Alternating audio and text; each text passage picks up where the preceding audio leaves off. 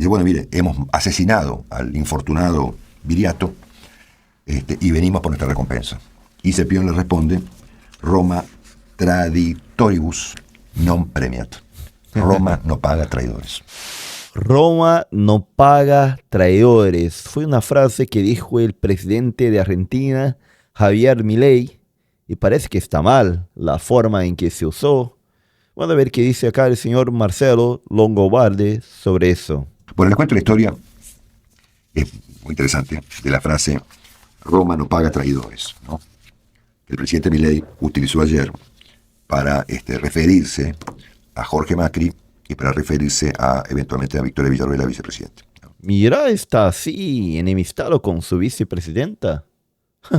¿Qué cosa? Y Macri del PRO eran re compañeros, pero después de las elecciones de Buenos Aires parece que quiere realmente sepultar a Macri directamente. El sentido... O sea, Milei... Vamos a ver si encontramos esa frase. Ahora me dio ganas de escucharla del propio Milei. Vamos a buscarla en Twitter, que bueno, es donde prácticamente tiene de todo. Como era la frase, Roma no paga traidores. Vamos a ver si la encontramos para escuchar de su propia boca acá.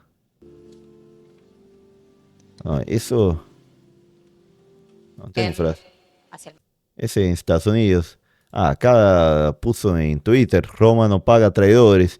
Si es bueno con los malos, este es con quienes traicionan, mienten, calumnian, injurian, ensucian por una mera ventajita. Se termina siendo muy malo con los buenos. Saludos para Chantalán Gutiérrez, Ruiz y otras basuras varias.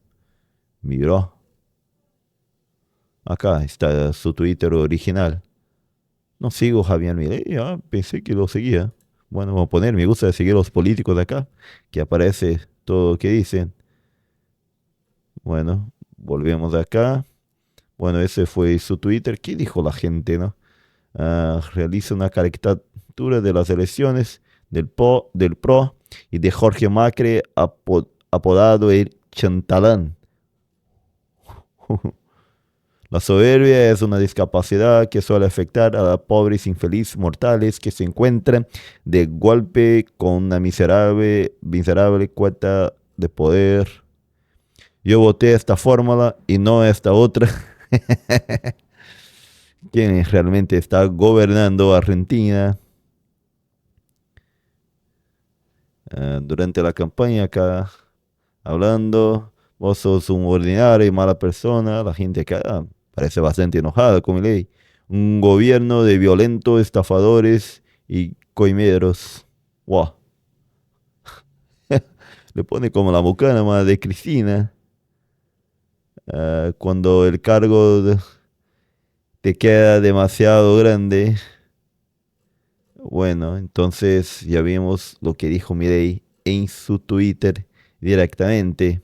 Jorge Macri, como Massa, contrató con ABL al Chantalán para ensuciar a Milei y esperaban que Milei actuara como un político hipócrita.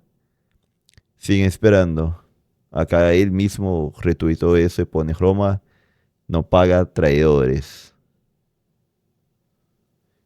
Si terminó para siempre la carrera política de Villarroel, se va a aliar con Moreno y su gente. El peor final posible. Villarroel está buscando, como diría mi nona, otro palenque donde rascarse. Lo que sugiere Camila, no sé si podemos abrir la pantalla también que esté Camila, es que está armando un espacio en conexión con lo que sería el peronismo nacionalista católico. Que hay dos indicios, ¿no? Primero, reuniones que tenemos confirmadas y por otro lado, de personas, por supuesto, cercanas a ella, con gente de ese entorno, del peronismo nacionalista, católico.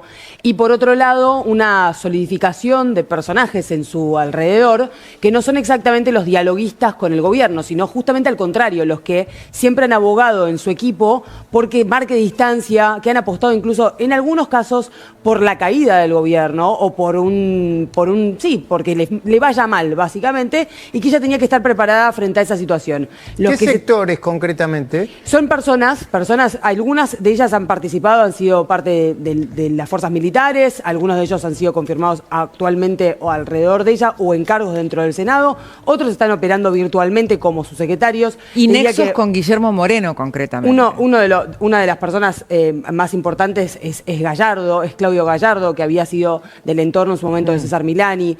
Persona también muchas veces sospechada de ser inteligencia militar. Bueno, no Mayán, en el Senado, más de un peronista la quiso seducir políticamente. Describamos hechos.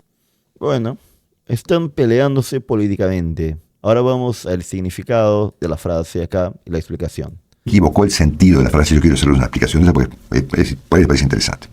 Saben que Roma fue, durante sus primeros años, desde el 750, cuando se funda formalmente Roma por Rómulo, que fue un rey. Rómulo era un rey, ¿no?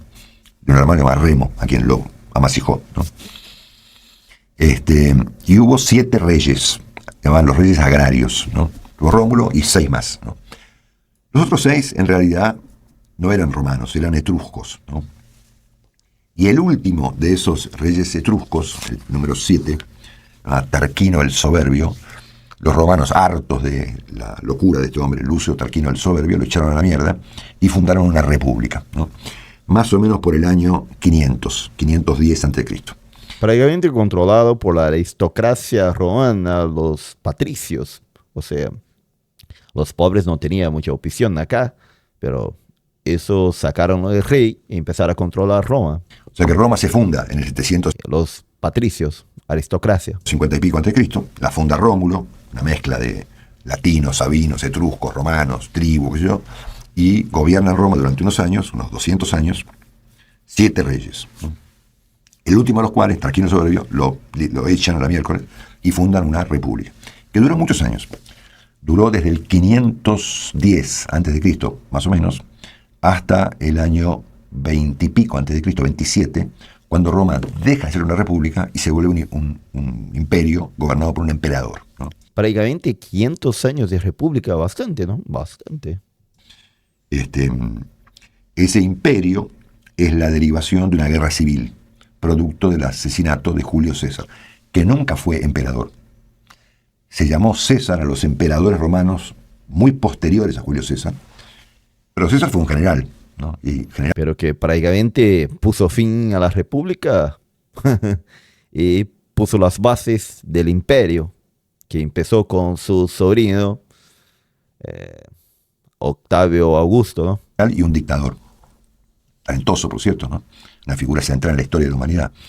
Pero Julio César no fue nunca un emperador romano, fue un general, dictador, que es amasijado, asesinado en las puertas del Senado por desoír la advertencia de su esposa, ¿no? Que le dice: no salgas, te van a matar. Y César, que me van a matar a mí, yo soy César, ¿no es cierto? Y lo matan, ¿no es cierto? Eso deriva en una guerra civil, en 2 guerras civiles, se matan entre ellos, se constituyen un par de triunviratos hasta que todo colapsa y finalmente aparece el primer emperador, llamado Augusto, ¿no?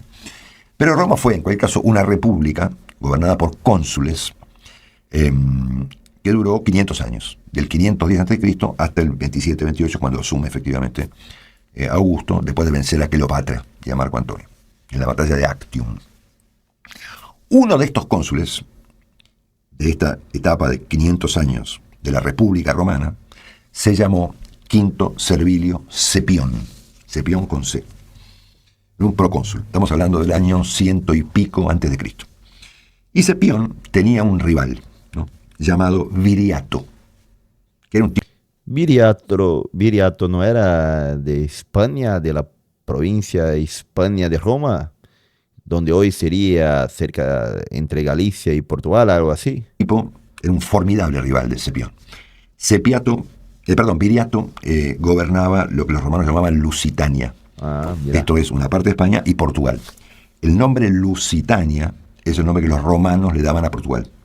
como el nombre Britania era el nombre que los romanos le daban a Gran Bretaña, ¿no? Y este señor Viriato era un habilísimo líder militar. Creo que la tele española tiene una serie sobre ese hombre, Viriato, bastante interesante. La vi. Claro, ahí está Viriato, este Viriato. Ahora voy a contar el triste final que tuvo el pobre y desafortunado Viriato, ¿no? Ahí está Viriato. Viriato era un líder militar formidable que durante muchos años resistió la invasión de los romanos, que estaba a cargo de Quinto Servilio Scipión, el señor Scipión, ¿no? Entonces, en ese momento, como no había forma de que los romanos vencieran a este gran genio militar llamado Viriato, 3 hispanos van a Roma y le dicen a Scipión: mira, tenemos una oferta. Nosotros matamos a Viriato, este que está acá es Scipión, este sujeto que está acá, el que dijo la frase: Roma traditoribus non premiat, en latín. Entonces, estos 3 tipos van y le dicen a Scipión: mire, Scipión, tenemos un plan.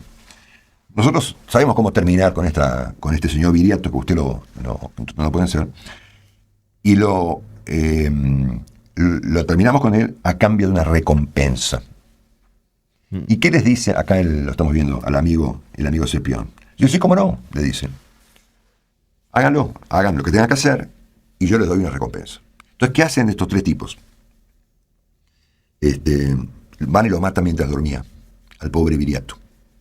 Y estaba durmiendo, y estos 3 personajes lo asesinan y vuelven a Roma y lo van a ver a Scipión, al cónsul, Quinto Servilio Scipión.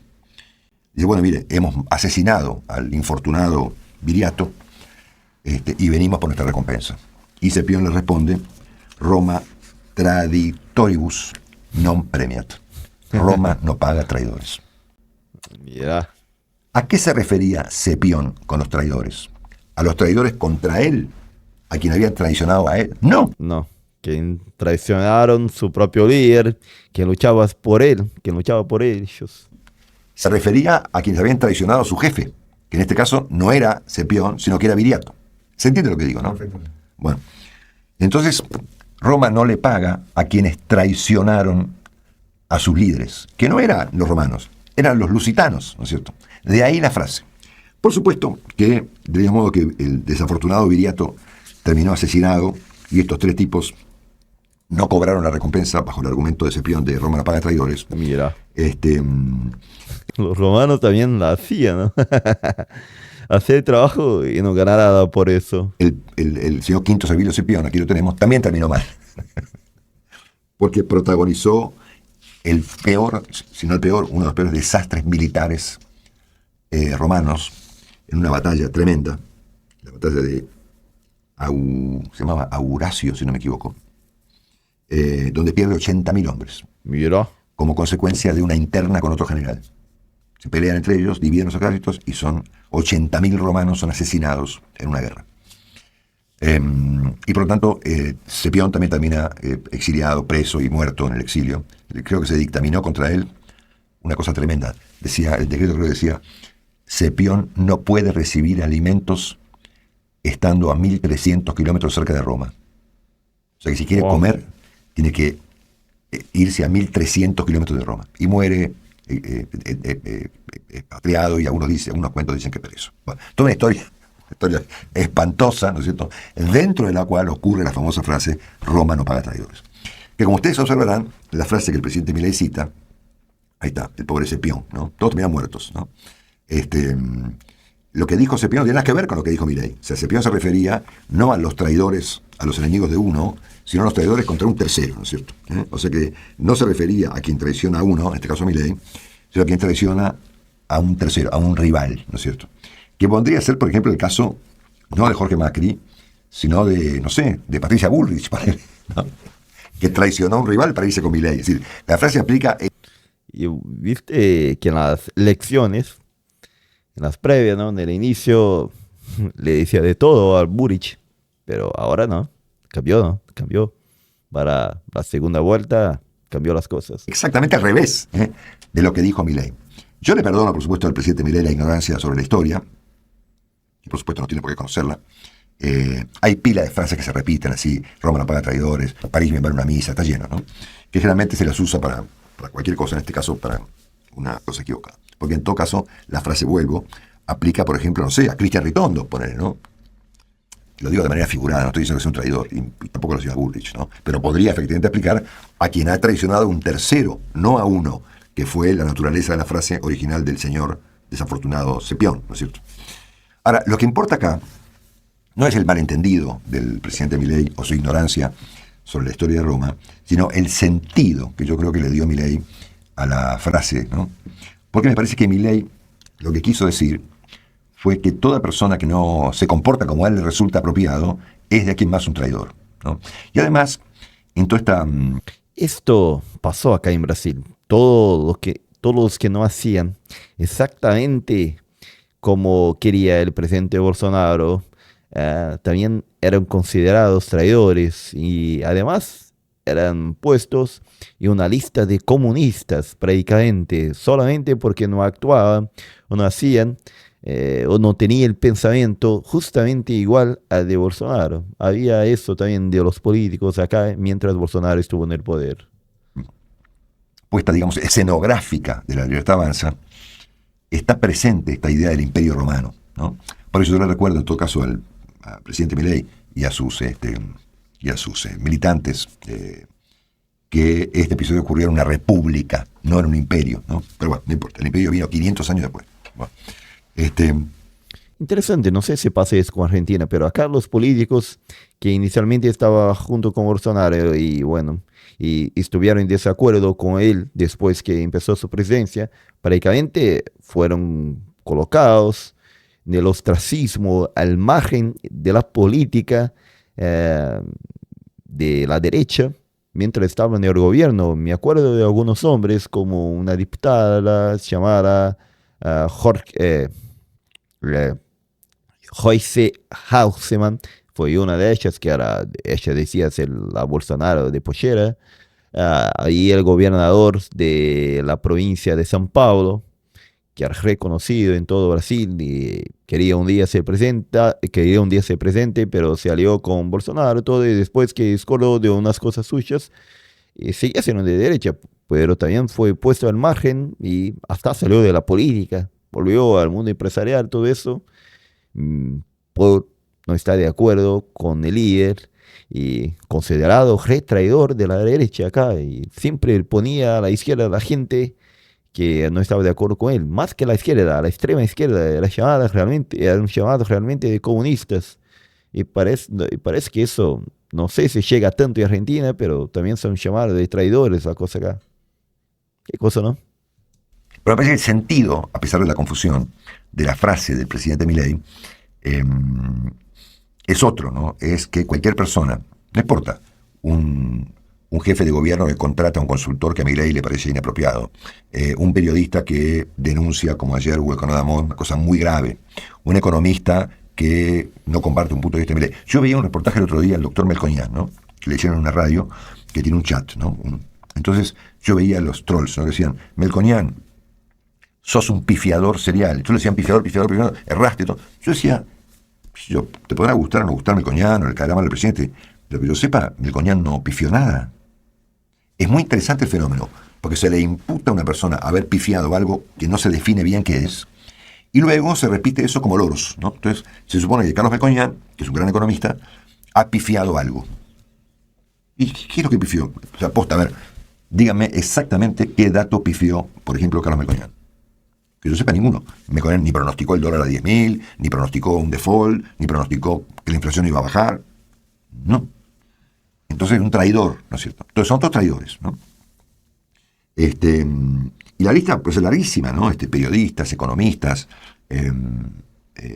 gente columnistas de opinión, dirigentes políticos. Y esto conecta con el artículo de Conadamón. Un presidente que ve a todo el mundo como traidor, con independencia de su ignorancia histórica, procura eventualmente perseguir a las personas que alteren a la opinión pública, ¿no es cierto? Entonces, si un economista hace un pronóstico, ponele errado, aunque no es el caso de Melconian, es alguien que afecta a la opinión pública, o que afecta el prestigio de un Un periodista que hace una pregunta mal formulada o de mal modo, ¿no? Como ocurrió otro día con Caputo en la Casa de Gobierno. Ese tipo que es un traidor, que debe ser investigado, ¿no? Los malos modales y los pronósticos equivocados del gobierno, eso está fuera del juicio de la historia, ¿no es cierto? Y bueno, por eso me parecía importante contar esta historia, porque con independencia del error, el presidente ha planteado acá, con esta frase de ayer, una escena muy peligrosa, ¿no? Que como vamos viendo diariamente, a medida que Milei va avanzando con éxito en la economía y en la política, al mismo tiempo se va agravando su comportamiento democrático, ¿no? Y eso para mí es el tema más importante de la Argentina, mucho más importante que la inflación. Coincido, por supuesto, con que no todas las personas tienen esta apreciación. Al contrario, ¿no? Yo creo que si hoy, como discutimos el otro día con Steven Forti aquí en el canal, ¿no? Yo te digo, a ver, democracia o plata. Y la gente dice guita, ¿entendés? En la Argentina y en el mundo entero. Pero bueno. Eso no estaría muy diferente de China. Bueno, la gente vive mejor que antes. Sacó a un montón de gente de la pobreza, pero no se puede decir que China es una democracia liberal. Pero a veces, delante de la situación económica, es más fácil realmente pedir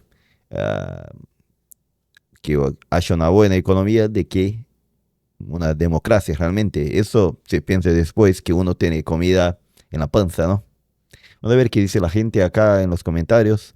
A los ignorantes no se perdona nada, son ignorantes. Roma no paga traidores, Milei le paga, o sea, Milei le paga a Cuidar. Poca memoria tiene mi pueblo argentino. Desde 7 meses atrás, el presidente decía que Boric era una montonera, pone bombas, hoy es una ídola. En cualquier momento hace un acuerdo con Massa o Cristina. Lo importante es ganar las elecciones. ¿Con quién? No importa, ¿no? Milei no respecta ni a sus padres, dijo cosas horribles de ellos. Mirá si va a tener respeto por otros. Mira. Yo pienso que los jubilados, cuando vayan a votar, le van a contestar con la misma frase. Él es un traidor y un inmoral para los mayores de edad. Acá pone... Marcelo, Argentina es Argentina y a mi edad pierdo esperanza de llegar a ver el país que quisiera, pero tu comentario histórico me lleva a decir, qué lindo y qué bueno sería que tengas un espacio donde hables de historia y de música clásica. Bueno, eso está muy bien. Esta vez Milei utilizó la frase de manera equivocada, una cosa más, Trump no quiere el desarrollo de Latinoamérica, menos el de Argentina. Muy bien, señores. Entonces, la política argentina está a full, ¿no? Se están peleando bastante. Bueno, y Milei, queriendo o no, se está consolidando en el poder. Quizás los resultados macroeconómicos realmente está cambiando la cosa argentina. Es posible que es lo que necesitaba Argentina, ¿no? Un cambio. La gente votó por un cambio que tanto los Kirchner como los Macri no traían este cambio, solo afondaba más a Argentina, y acá está intentando cambiarla, la gente pidió eso, pero con eso puede ser que cambie muchas cosas, hasta mismo la democracia argentina, es posible. Acá tuvimos un riesgo en Brasil, casi cambiamos el país a una dictadura también, y bueno, espero que Argentina no pase por eso, solo mejore económicamente. Eso es lo que deseo a mis hermanos argentinos, que mejore realmente. Viví un tiempo en Argentina y me encanta Argentina. Espero pronto poder volver a ir al país de ustedes, por lo menos a pasear un tiempo, porque realmente me encanta. Bueno, dejad en los comentarios qué pensáis, si realmente esas peleas internas trae mucho problema a Milei, si Milei realmente va a otro lado que no es una democracia, y cómo está haciendo estos cambios económicos de Argentina. Está mejorando bastante, más o menos, está siendo duro, pero al final Argentina va a salir mejor. Dejad en los comentarios. Soy Santiago Brazuca, acá desde el sur de Brasil, y trato de entender todo eso juntamente con ustedes.